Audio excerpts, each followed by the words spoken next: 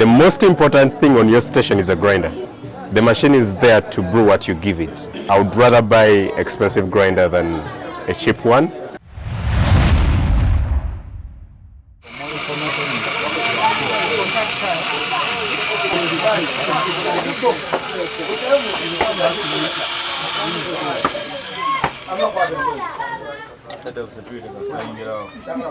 So it's all the same, eh? This is all the same? Yeah. So this is the one that you've blended? Yeah? Yes, accidental blending. The same with Derek's. Derek. It's not the same. There you go. So, what specializes? Oh, sorry. You are breaking my heart. You are turning me to pieces. You've destroyed. The washed and co-fermented.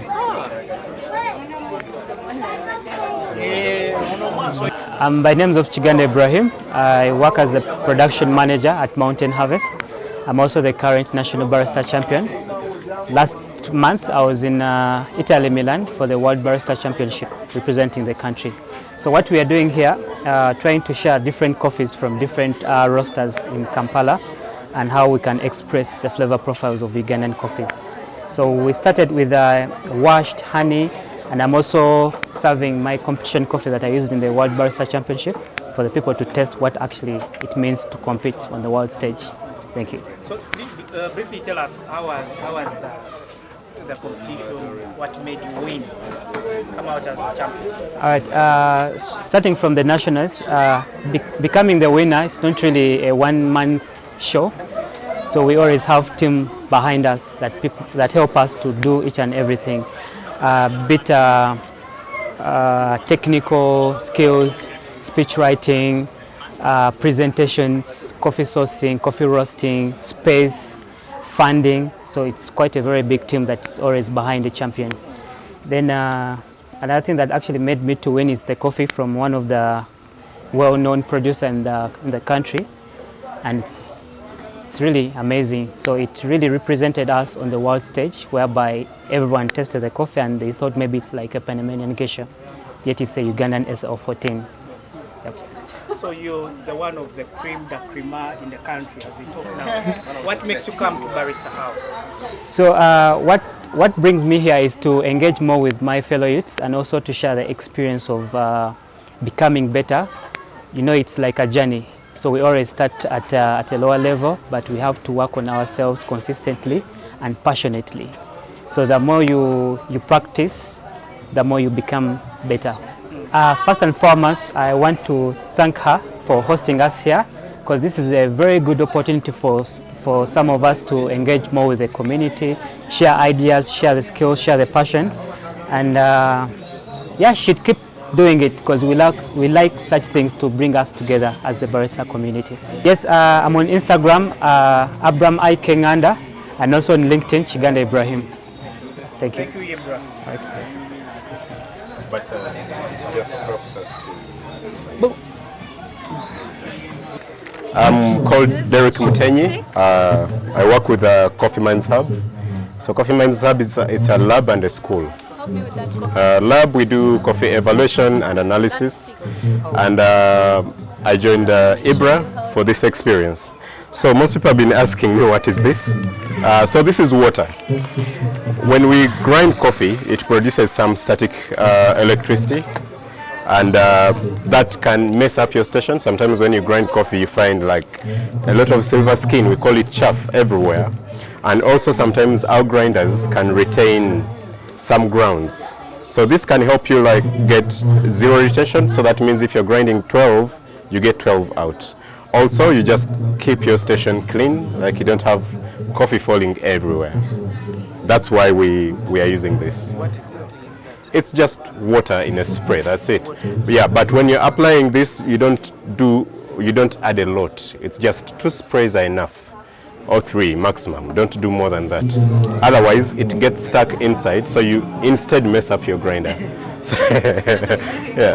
Yeah, so you just need to be careful if you're using it. Yeah, if you're doing a big batch for your case, you might want to do it for 100 kgs you're grinding for your client. You're going to mess up your grinder. Yeah, this is for smaller, like when you're brewing. Yeah. So what is the method that you use?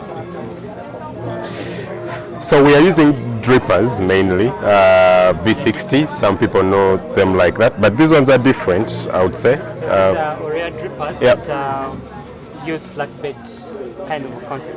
Yeah, so we are used to the V1s that are very common, but this is a flatbed. Even the filter papers are like So flat. just to ask you one question, what made you select the flatbed over the conical? I would say the difference is not much. For me, it's the usability. It's easier to use the flatbed than. Also, sometimes the cone could affect the extraction uniformity, so you get some inconsistencies. You get as water as water channels down, coffee also reduces. So sometimes it can bring in some inconsistencies. Flatbed, it's very easy to distribute water. Yeah, and yeah. You want to add anything? Actually, one thing I've seen about the Orea flatbed drippers, you're able to accentuate like more sweetness than the Yeah, yeah. because you're making every ground to be intact with water, so you have much more extraction than anything. And I think the reason why that is the RV60 down, it's small. So the extraction is slower at the bottom than at the top. So you can extract even more acids at the bottom. And also it creates some slurry if your grinder doesn't give you like good consistency. Like sometimes you find on top it's extracting well, but it's holding water down. Yeah, so it brings in some inconsistencies. High water resistance capacity. Exactly. So sometimes you just need to open up your coffee a bit more when you're grinding, maybe a bit coarser. Yeah. If your grinder is not like, can't give you that consistency. Yeah. Different grinders, different Yeah. equipment can give you different experience. So most of us actually, like when we are investing in this equipment, we invest more in machinery. Like for example, if you're buying a coffee machine and a grinder, you invest more in the espresso machine and then you forget the grinder. The most important thing on your station is a grinder. If it doesn't give you that consistency, then your machine is not going to help you. The machine is there to brew what you give it. If what you're giving it is not good or well distributed, you get bad results. So grinder is the most important thing. So when you're selecting your equipment, I think the most important thing to think about is which grinder. I would rather buy expensive grinder than a cheap one. Then I buy a cheap machine because there you have less control when it comes to the grinding. Talk about this grinder we are seeing here. Is it a grinder or is it? Yeah, this is It's like a manual grinder. it's a manual grinder. Just like you said. So it's this electric. is 2-in-1. It can use manual, but again, you can use it with its electrical arm. So if you don't have this, you can just grind manually. Yeah. Grind. Yeah. So one more brew, then we go in for the coffee. Yeah. The grinders comes out from the manual. You can use them on a mocha, in a French press. I just have No, so it depends with the type of grinder that you buy.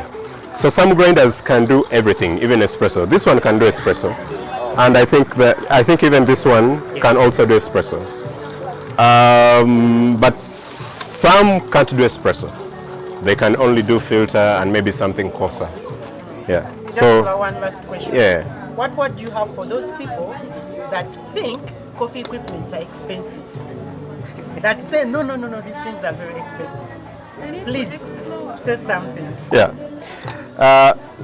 So for me, I think we hear a lot of things from other people and we take them as facts without trying to explore and see what can I get with maybe the budget that I have. So yes, we have coffee equipments that are expensive, but we also have some affordable equipments that we can afford for starters. Yes. So I will not say that coffee equipment is cheap. No, it's expensive. But we always have like cheaper options that you can start with. Yeah. So if you can't get this, you can get this. They do the same thing. Yeah. That's co-fermented. Hey, okay. This is co-fermented.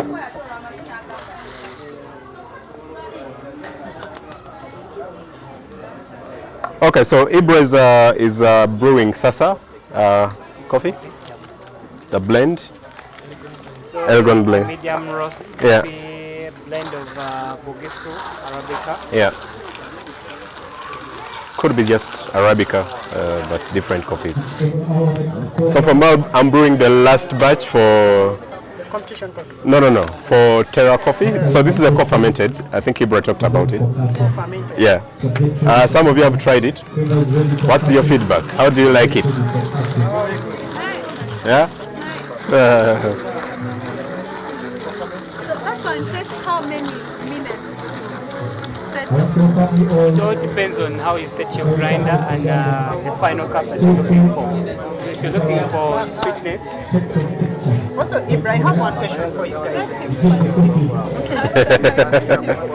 so if you're looking for sweetness in natural coffees, you definitely make it like a bit coarser. If you're looking for brightness in washed coffee balance, definitely do like a little bit finer for the washed coffees. So it depends on what you're looking for in a coffee. It also depends on the coffee that On you're the coffee, using, and yeah. also the type of the grinder and the brewing. Sometimes you can try to look for brightness, you get bitterness. It happens. So you just need to study your coffee, understand your coffee, before you can make some decisions. And the way we study our coffee is we make errors, like try, error, try again, correct something. Try. That's why we have recipes, right? You know you're using 15 grams, you're using 200 mils, you're using 2 minutes, right? You know your grind settings. If anything goes wrong, change one thing at a time until you find what that is exactly. And then that will be like your recipe. So even as some of the coffees we are brewing here, like the competition coffees, I think we took like 2 weeks just trying to understand the recipe. And also just the roasting profile took even a bit longer. So sometimes we experiment. It's not just on processing, but also on brewing. So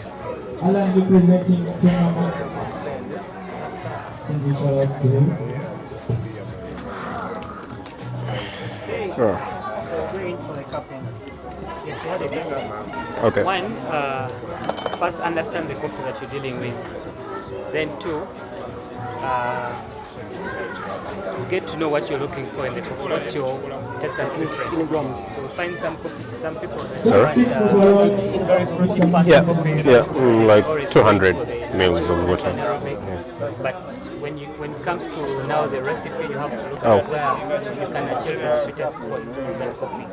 Usually funky coffees don't have to use like a short ratio because you're making it like really very cold. So it already has the alcohol already inside and you're giving it less water. So you end up having like massive kind of attribute. So from my experience, I've always been giving it like quite a lot. Wide direction, like 1 to 13, 1 to 14, or maybe 1 to 15, depending on the coffee. How long? Yeah, but also that is like for enthusiasts now, like here, right? But for someone who is at home, you're not going to tell them look for acidity, look for sweetness. The thing is, they care about strength, okay, and also you when you're advising them, it's how can you maneuver between strong coffee and mild coffee. So the only thing they need to get right is where they are coffee. That's one. Two, make sure they're using good water. That's it. Those two things can change the game. It is Derek and Ibra. They are stars in Barista. They are champions. So today they are here at Barista House, trying to take through Barista enthusiasts through coffee value addition. These are baristas. Some of them are still in universities. So they are saying if you really add coffee you add value to your coffee, the rest is history. Continue to follow us on our channels, Ibra at Wade Channel Z. Continue to follow him. Kalakash today, wetuise tuze tulabe bagatta batya omutindo ku coffee. Bagambye machines are not so expensive. If you want to really add value to your coffee, don't really fear talking about the cost of machinery. You see the machines they're using, they are simple and portable. What I've discovered, they've carried them in their backpacks. Their backpacks are here. They carried all the equipment you're seeing here in their backpacks. They are really experienced. They've traveled parts of this country, and today they are here at Barista House sharing their stories. They are sharing with the youth. They are telling them it is possible. They are saying it is possible. Those of many of them are in their vacations.